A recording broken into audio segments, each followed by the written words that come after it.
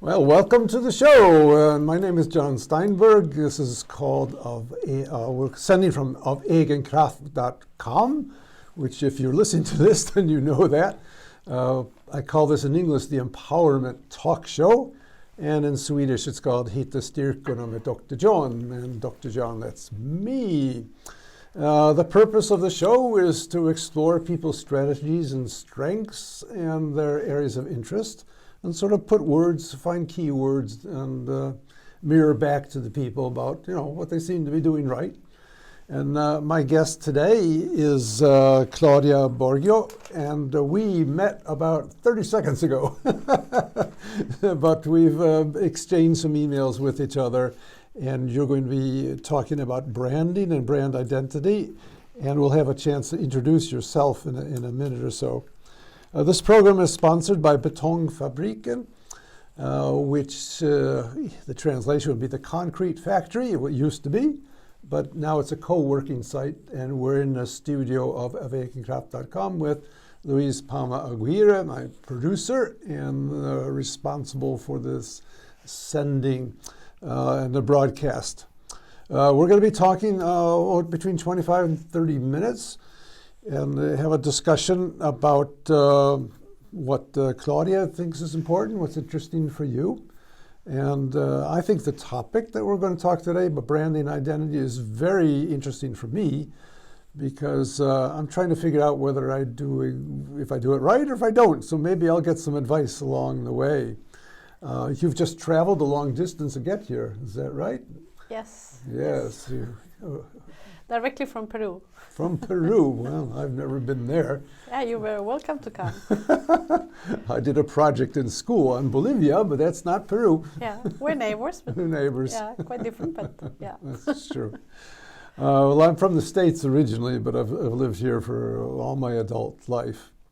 So it's fun. How much time are you here, and how much time are you? I'm here more or less like 3 months, and then I go 1 month there, 3 months, 1 month. So I spend like 1/3 of the year in Peru and 2/3 here in Sweden. Okay, that's exciting. Yeah. Well, we don't know each other very well, so I'd appreciate if you'd introduce yourself. Tell me a little bit about your background and what you do and what your expertise is. Well, I'm Claudia Boggio, as you introduced me. I am a graphic designer by profession. Okay. I started doing branding since my first job. Mm-hmm.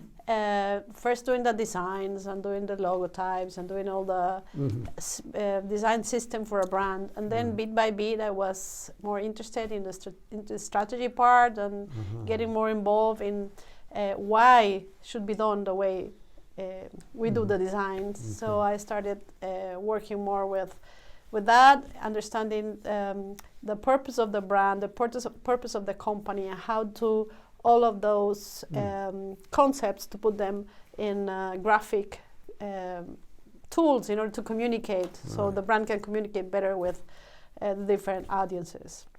I have been working in this for more than 30 years.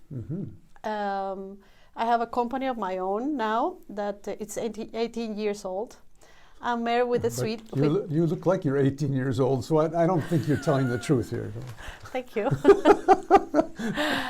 I'm married with a Swedish man. Okay. So we are married 20 years already. Okay.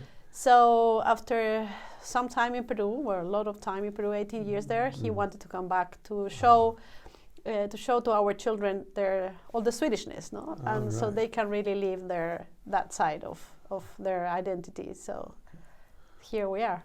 Okay, that's fine. Well, I have a similar story, but I moved here very early and I stayed on. So I've been in Sweden for over 50 years. Yeah, and 2 years here. 2 years. Yeah. All right, fine. Thanks God, I have 2 partners in Peru. So we run a company that we're almost 40 people. And thanks to them, I can be here. As I'm the founder of the company, they can already get rid of me that easily. So but I work from here. When I'm here in Sweden, I work online. And when I'm there, I work full-time in person. Yeah. Wow, that's very courageous of you. I've always worked on my own, so I admire people that want to expand and to employ other people and to grow. that seems a little. I'm curious about how you made that decision. I think it's in a way, and I always thought it was going to be like that. It's interesting because when people ask me that, how you became an entrepreneur, I don't know. I just, since I was 20 years old, I thought that I was going to have my own company. So from my previous works, I was always thinking, oh, this I'm going to use in my company. Oh, this I can do in my own company. This I don't like for my own company. So it was like that, no? You've always been thinking about that. Yes, yes. Well, my mother has her own company also, so probably it's because I have seen that as a natural thing, no? Well, I've grown up in a family of small business people, but they've not been very successful. I've had struggles. So I decided very early on that I'm not going to do that. Not going to grow. Because if you have positive experiences, it seems like it's something to do, and if you don't. If you're working with companies, you're working with individuals, but mostly with companies, I assume. Companies. We work with companies like insurance companies, banks, retail. Can you give an example of one of your most creative projects where you, when you look back on it, oh, that was successful and I did a good job and I'm pleased with the results? Yeah, there's one brand that I like a lot. It's a small brand, actually. This was not one of the biggest, because usually with the small brands, you can do more creative work. Because usually the big brands, I mean, they have like a line, they are like more mainstream, so you can do like, it's harder to make more creative and distinctive work, and work that can really break what is in the category, you know. With the smaller brand, you can do that because they have nothing to lose, they want to be bold, they want to be seen, they don't want to follow someone, or they shouldn't be following someone, they should be like, they should have like a position, no? So to say, well, I'm different, I'm here, choose me, no? So this is a brand that does, it's a company actually, like a small company, that what they do is they work with different communities in the jungle, and they get all the enzymes, like the ingredients, like coconut oil and things like that, that they are like in nature, and they give value added to those products, to those ingredients, and then they sell it. So they were launching a new chocolate brand, and it was a chocolate like a wine, no, with like with origin traces and fair trade and special flavors. Like when you go to one of those specialized stores for wine, there are specialized stores for chocolate, no? So they really wanted to do something different, and we make a concept as we do good, because they really care about the people they work with, not only employees, but the communities that they are surrounded with. And also we do good, but we also do good products, no? So, and it's a lot of manual work, it's very artisan work. So we made all with drawings and illustrations involving hands in the packaging. And as they were working with enzymes from the jungle, we make like a design that was completely surrounding the packaging everywhere, because when you're inside the jungle, everything is full. No, there's nothing minimalistic. It's completely the opposite. So it's wild and rich, and so we try to translate that concept to the packaging. And we did the whole line, and with that we won a huge prize, international prize, that is the Penta Awards Award and the Platinum Premium, that was chosen as the best project of all the category of food packaging. My goodness, that's a tremendous success. But why do you think you were successful? What was your thinking on this? And what did you think in the end? What did you do right? I think it was the first time there was this packaging that you had so bold colors that you can really trace a spirit of artisan and the jungle and raw things with a lot of care and value added. And that was in 2013, so like 11 years ago. After that, you can see lots of them. But before that, that was one of the first ones that did that, no? All right. We won over like products from 64 countries, more than 1,000 projects. So it was something very special. So I remember that in a special way. No, it's a special Of project. course you do. Of course Yeah. you do. But when I listen to people talk about their successes and what they do, I try to find, you see that I'm writing things down, Yeah. so I try to find some of the key words or phrases or concepts that people are working with. There's one word that you've used 2 or 3 times. It's bold. Yeah. And that's interesting because that's an approach to life, an approach to work, an approach to working with customers. You know, be bold. Yeah. Especially when you work in design. Right. You want to be bold. You don't want to be someone that is not noticed. And for being bold, you have to be different. You have to show something unique. You have to surprise a little bit. Okay. Yeah. But when have you been bold in your life, in your personal life? If I ask, you don't have to answer that. But I mean, bold is a symbolic for many life choices. Yeah, it's true. It's funny because to say, I have learned that here in Sweden people don't say those answers. They are more humble. Yeah, but you're. But I'm not Swedish, so it doesn't and I'm matter. American, so you can say whatever you want. Well, I think that I dare. I dare. That's why I'm here in Sweden, no? Right. When I'm 52 years old, I came when I was 50, so that's a bold change. Yes, it is. I think that I like adventures. I really like to try new things, and I'm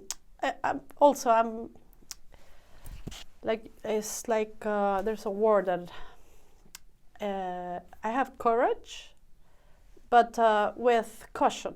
It's not. I don't. I don't do. I mean, diving in. No. But that's good. Courage with caution. I often find in my conversations with people that when you combine 2 opposites, it often gives something special in the middle. I say I'm an educator, so I feel teachers they're warm, but they're also organized and structured. And when you have that in balance with each other, it often works fairly well. So it's true. It's true. Courage with caution. I like that. Yeah, I like to take risks, but I don't like to jump to something that I know that is going to be empty and I can break something. No, I like to take a risk, but with some caution in order to have a backup plan. All right, fine. Well, there was a couple other words that I think were interesting here. You only said this word once, but I think it sums up very much. Spirit. What does that mean to you, spirit? Because when you work with brands, you have to understand and get the spirit of the brand, because that is what moves the brand. That is what is the purpose of the brand. That is what makes the brand connect to people, and people emotionally connect with the brand. So I think that everything we do is we start finding the essence of the brand, of the spirit of the brand. And it's like a human being, no? If you don't have spirit, you're dead. That's true. But if you look around at some of the brands that are out there that have been successful, what are some examples of companies that have this show their spirit and people understand their spirit? It's easier always to make these examples with brands that everybody knows, no? Like, for example, Apple. Yeah. So I'm a designer. I thought you were going to say that. Yeah. I thought you would say that. Yeah, well, I'm a designer also, so that is a brand that I know since I started working in design. Right. And the spirit of the brand has very much to do with design lovers, because Steve Jobs, he was a design lover himself. He was the first computer system that had different typographies, not the one with dots like Microsoft, because I still remember those ones. So it was purely love of design, and I think that was the essence. That is why he made so good interfaces in order to the user to be very comfortable, even with all the products that he has been launching afterwards. I mean, it's very easy to use, very natural. You don't have to receive a manual. It's completely, I don't remember the word in English, but intuitive, that is the word. Well, spirit is a thing that you can you can feel that with different products, of course, and also with different individuals. I think I see that in you. I think you are an energized person with a clear idea of values, and that gives you spirit, and it gives you enthusiasm, and it gives you trust in yourself as well. Thank you. And you communicate it Yeah. in an interesting way. All right, there was another word here, caring. I mean, you have to care about the product, you have to care about the client, you have to care about the purpose. Yeah. You do have to connect. You do have to care. As for example, yesterday we were having a meeting with my team, and we were saying, okay, we want to go abroad, Peru. We already work with companies in Ecuador, some in Bolivia, some in República Dominicana, Dominican Republic, and right now we are interested in going to Mexico, for example. And the team was saying, let's approach this company, let's approach this other one. And there were a couple companies that they are doing products that I don't agree with. So I said, no, I don't want to approach that one because I'm not going to be in love with the product, so I cannot really work with them. So I do think that you have to, for doing a product that connects, that you love, you put all your soul designing and doing something beautiful. Right. And if you don't believe in the product, then you cannot help the client to sell. No, that's true. I have all these thoughts from my little company, and what I do right and what I do wrong. So, but one thing we have in common is caring, and I think that shows in the work that I do. And I think it's important that you love what you do, but you're also showing that you love and care for the product and the people that you're working with. Yeah, yeah, it's true, and it's a fun work because it's not like I suppose that people that do more like structural work also they love what they do, but they follow more processes, no? And they follow what they have to be done, and I mean anyhow they can be creative in inventing or trying new ways. But when you work in design or in anything that is like more in the human side or the artistic side, you put yourself there. Right. So it's a different thing. It's a different way of working because everything comes, especially in art or design, comes from within. Well, if I were a new client, let's say I was thinking of starting my own business, and I have this idea and I would go to you as a consultant, what are like the first 3 questions that you would ask a new client? Well, first, what do you want to do with your company? I mean, where do you want to take your company? Because every business owner has their own dreams. Some dream big, and they really want to go far, and some they dream more in a constrained way, and they're okay with that. So, obviously, we always make the questions, and we question why and how and when and where. But the one who decides is the client. No? Sometimes with our questions, they evolve a little bit from when they started. But yeah, what do you want to do with your company? Okay, so what do you want to do is the first question. Yeah. Then the follow-up. Then why you do that? What is your motivation for doing this kind of service or product, or what is the how do you start it? Because usually when a company starts, it's because there's a dream from someone, and that wants to achieve something or wants to serve in a certain way or want to do something. So we are always trying to understand the motivation that make the entrepreneur do what they do. No?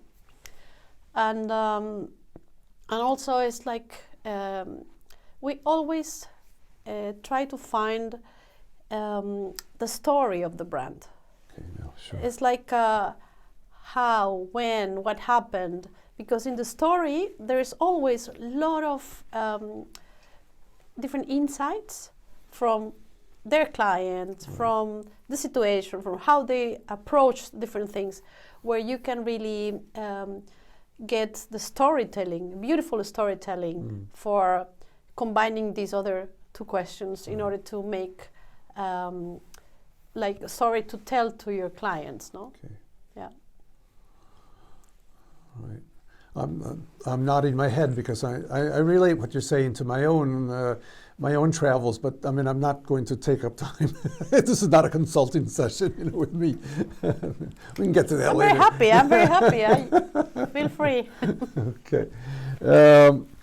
Well, let me see. But I was thinking before you came here. I was thinking, what do I know about branding? Or in my case, if I just 1 minute about myself here. So, I've worked doing basically the same thing for 50 years, giving lectures for teachers. And I've been very consistent. And I think there's two words, consistency and persistency, that I've often heard in marketing. You have a road you're going to travel and you stick to it, and you can take different ways. I use empowerment as a metaphor. So my metaphor is a river, the empowerment river, and the tributaries to the river are the different things that I do that contribute. The books and the lectures and the homepage and all that kind of thing. And that's been a good metaphor for me. Yeah, it's a very nice metaphor. Yeah, I believe that branding, it's actually what people say about you when you're not there. That is your positioning. Sure. That is what you have built. That is what defines what other people define of you. Right. No, it's your it's what they see and what they remember. So that is what is. We talk about personal branding. That is always what we should aim. No, so because at the end we're making an interpretation of a role. Right. Because we are several persons. We are the professional, the family, the the neighbor, the daughter. I mean, you are lots of different roles. But in the professional side, for example, is like what is the impression you make to the other person in a way that they remember you with like kind of work that you do, the personality that you have, the values that you have, and your work ethic, for example, and what they remember, that is your brand. Well, in my case, again, a personal reflection is it's trusting. I have a very high level of lowest quality, so that they know that if I come and give a lecture, the chances are very good that it will work. Always reply to their questions. I'm trustworthy, and they can, they know that if John comes, it'll work out. And I think that's one reason why I've been able to do this for 50 years. Yeah, I think that people want to work with people that they can trust. That is the first. I think that is the first signal of that you can join someone, that you can hire someone. As a provider, for example, I have pride of myself that I'm a responsible person. Even if I lose money, even if something goes wrong, whatever, I'm going to be there for finishing the project in a best possible way, for the circumstances. So I think that I have got a reputation that my company is a trustable company, and big clients especially, they need to trust in order to hire. Well, I think that's a very key concept, trust. I'm going to write that up. I'll make notes on it, so I can refer to them later. But that trusting, I think that's very key. They have to trust in you and the person. They have to trust your company, and they have to have faith that this will work. Yeah, I've been working in design for more than 30 years. And when I started my own company, people told me, why you make the company your name? You're the one that does the things, and you're the one known. No, you're going to hire people, but just your name.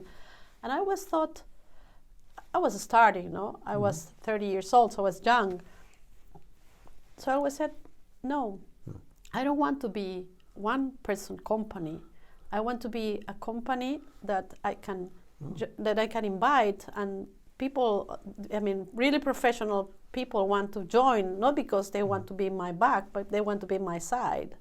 So I founded the company, but 5 years later, I invited one of the persons that are working with me, one of the professionals, to be my partner. And 5 years ago, I invited someone else. This is my second partner, the third partner in the company. So I think that making a brand that is not me becomes a brand in itself, with like picking up the best of every partner and the best of the team, and that it's also inspiring, because other people in my company may think, okay, I want to be a partner also of this company, and why not? That's an interesting perspective on things. I'm thinking that we talked a little bit about Apple and Steve Jobs. Well, you can even name a company after a fruit. Yeah, for example. And it's a good thing you didn't name it Jobs. Yeah, Jobs and Jobs, because it doesn't. Yeah, it's not inspiring. It's not inspiring at all. Yeah. And Apple is. There's an example that I use sometimes in advertising. They say if you combine the known with the unknown. There's a famous story about a marketing campaign for 7-Up, the clear drink. Yeah. And they market it as the un-cola. Everybody knows what a cola is, but what's an un-cola? Yeah. And that helped their sales and things like that. Yeah. So a name that says, well, what do they do? What is that? Yeah, it's like Apple, no? Mm-hmm. Apple was born in a time of IBM, NEC, all the initials and things like that. And it was something like, when you start with a small company, you have to be bold. You have to break the rules a little bit and show that you're here to make things in a different way. And that is why he chose Apple. That was completely different, no? Mm-hmm. Usually we try to do things like that, because especially nowadays there's hundreds, thousands, millions of brands in different categories. In the same category, you want to say, I want to make a new company doing shoes or whatever you want, or ketchup, and you can find hundreds of different brands. And so you cannot just do what the mainstream do, because then you're going to be one more in the bottom and later and not really seen, no? I think one of the challenges is combining the emotional with the rational. I mean, it's obvious. Everybody talks about this now. You're making an emotional connection to your clients. In my case, I'm a rational person, so I give people arguments for my brand, or but I don't connect to their emotions about it. And that's what you think. That's what I think. Yeah, because people, I'm emotional when I'm on stage. We are all emotional. Even you are an emotional person. Yeah. And you have all this rational, because you believe that is what you should be doing. And but at the end, you're a human being, and there's no human being without being emotional. Well, it's a synonymous. If they meet me, they know I'm emotional. If I live a lecture, they know that I'm emotional. But in the marketing campaigns, I'm almost 100% rational. This is a reason. This is what this is, and I'm not a storyteller. I understand that. But I would need help to get that. This is very very interesting. Where is your company going in 5 years? I have the dream to go worldwide. Okay. I mean, obviously we're starting in Spanish-speaking countries. Right. So we are already in the region with some clients, but we want to be stronger in a couple big countries. And how are you going to do that? Well, actually, we are doing some trips, because in my country, there's a organization that promotes the selling of services. Right. So they have invited us to go to a commercial mission in Mexico in a month and a half. Okay. So we are already talking to some companies there to offer our services. Okay. So I think that, and we have done that in Colombia also. We have done a couple of projects there, in Ecuador also. So we are traveling together with this company in order to open different possibilities. And we are relaunching our websites in 2 more months. Before it wasn't just in Spanish, now it's going to be also in English. And with lots of different cases, and we are also working on all the social media. Nowadays, it doesn't matter where you work. I'm here in Sweden, I work for my clients in Peru. Right. So it doesn't really matter where you are. No. Oh, that's great. I love the vision part of what you're describing. I love the phrase courage with caution. And I love the phrase of boldness, and these are things that I'm going to reflect upon for my own way forward. Claudia, we're going to have to end the conversation now. We'll talk a little bit afterwards. But I appreciate you coming. I wish you all the success in the world. And I know because of your personality and now your experience that I'm sure things will go well for you. Thank you. So thank you very much for coming.